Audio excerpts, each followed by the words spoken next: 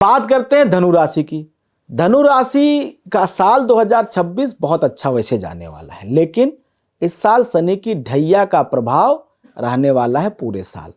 1 जून तक इस राशि पर राशि स्वामी गुरु की पूर्ण शुभ दृष्टि है, और जब बृहस्पति किसी राशि को देखता है, बृहस्पति किसी भाव को देखता है, तो उसको जागृत कर देता है। कहा जाता है कि बृहस्पति की दृष्टि गंगा जल के समान पवित्र कर देने वाली होती है। तो जब तक देवगुरु बृहस्पति की दृष्टि धनु राशि पे है, अर्थात 1 जून तक, तब प्रकार से सुख ही सुख रहने वाला है। तब तक 1 जून तक तमाम विपरीत परिस्थितियां रहें, लेकिन उसके बावजूद भी धनु राशि के लोगों के सभी बिगड़े हुए कार्य बनेंगे। सब प्रकार से लाभ प्राप्त होगा, सब प्रकार से सुख और संपन्नता आपके घर में, आपके जीवन में बनी रहेगी।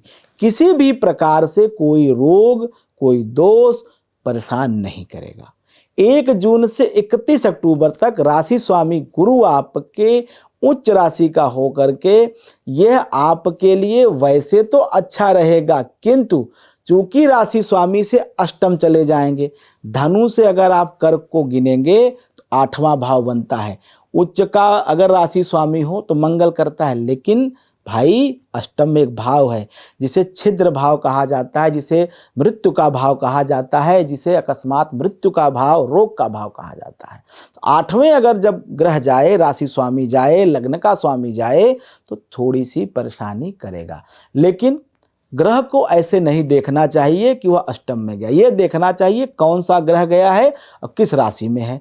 तो बृहस्पति है तो बृहस्पति के अष्टम जाने का फल अलग है, लग्नेश का अलग है, और उसके साथ अन्य ग्रहों की स्थिति क्या बनती है उसको भी देखना चाहिए। तो यहाँ पे मोटे तौर पे एक बात मैं बता देता हूँ, अगर 8वें ग्रह गया है तो निश्चित रूप से उसके दुष्प्रभाव जीवन में दिखाई देते हैं, रोग के साथ, बीमारी के साथ आते हैं। लेकिन अगर आप अध्यात्म से जुड़े हैं, अगर आप पूजा पाठ से जुड़े हैं, अगर आप धर्म के रास्ते से धनार्जन कर रहे हैं, मतलब नैतिक रूप से अगर आप मजबूत हैं, 1 रुपए के आपके अंदर कोई बेईमानी की नीयत नहीं है किसी की, और आप पूरे धर्म के साथ, पूरे ईमानदारी के साथ अगर आप धनार्जन कर रहे हैं और आप धनु राशि के हैं, तो ये अष्टम का बृहस्पति आपका कुछ भी नहीं बिगाड़ पाएगा। चाहे वो गोचर से हो, चाहे आपकी जन्म कुंडली में हो, चाहे आपके चंद्र कुंडली में हो, अष्टम का बृहस्पति उन्हीं के नुकसान करता है जो लोग गलत तरीके से धनार्जन करते हैं, पाप से, बेईमानी से धनार्जन करते हैं। अगर आप ईमानदारी से, धर्म से, नियम से, कानून से पैसा कमा रहे हैं तो आपको कोई नुकसान नहीं होगा। गलत तरीके धनार्जन करेंगे तो यही बृहस्पति आपके भाग्य को नष्ट कर देगा।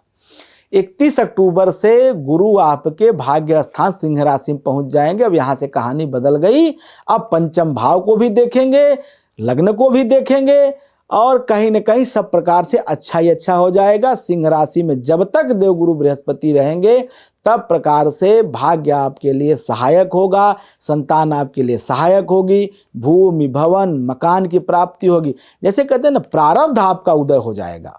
किसी राजनैतिक पद की प्राप्ति हो सकती है, सरकार से सीधे संबंध स्थापित हो सकता है, सरकारी महकमे में आपको पद मिलेगा, और यह प्रतिष्ठा आपके मान सम्मान को बढ़ाएगी, यह पद आपके कीर्ति को बढ़ाएगी।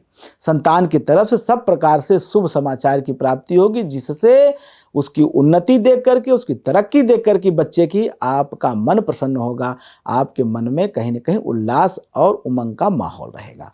लेकिन चूंकि शनि की ढैया तो भाई पूरे साल रहने वाली है, अब इसको तो बदला नहीं जा सकता है, इसलिए मानसिक तनाव रहेगा ही रहेगा।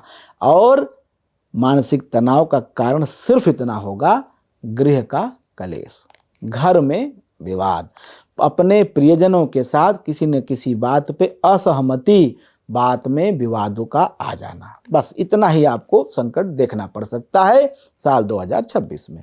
अब इससे बचने का ढैया का उपाय क्या है वो भी बता देता हूँ। आप हनुमान चालीसा का पाठ नियमित करें ताकि शनि के ढैया का प्रभाव नष्ट हो जाए। दूसरा, श्री हरि विष्णु को प्रसन्न करने का आप संकल्प ले लीजिए और गुरुवार का व्रत करिए, केले के वृक्ष को जल दें और विष्णु सहस्त्र नाम का पाठ करें, बस इतना ही करना है। इस वर्ष एक बात और अच्छी हो रही है, अधिक मास लग रहा है। अब अधिक मास कौन सा लग रहा है? ज्येष्ठ का महीना, जिसे जेठ कहा जाता है। तो जेठ का महीना अधिक मास के रूप में साल 2026 में आ रहा है इस विक्रम संवत्सर में। तो ऐसे में जब अधिक मास लगे तो उस अधिक मास में प्रत्येक गुरुवार के दिन आप मंदिर में भोजन, प्रसाद और जल की व्यवस्था करें। अर्थात उस मंदिर में पूरे दिन जो लोग आते जाते हैं उनके पीने के लिए पानी की व्यवस्था, अब कुछ खाने पीने की वस्तु प्रसाद के रूप में वहाँ आप रखवा दीजिए। प्रसाद के रूप में, नैवेद्य भोग के रूप में आप रखवा दीजिए और सहेज दीजिए कि जो लोग भी वहाँ आए पूरे दिन उनको भोजन और जल जो है प्रसाद आपकी तरफ से दिया जाए, उसकी व्यवस्था आप करें। ये आप अधिक मास के महीने में करें। ये महादान है। इसको दान से देवगुरु बृहस्पति, श्रीहरि विष्णु की कृपा आप पे इतनी रहेगी कि आप 1 रुपये खर्च करेंगे और ईश्वर कृपा से आपको 100 रुपये प्राप्त होंगे। ये इतना बड़ा उपाय है। अधिक मास साल 2026 में लग रहा है, इसका लाभ उठाइए और ये उपाय आप जरूर करिए।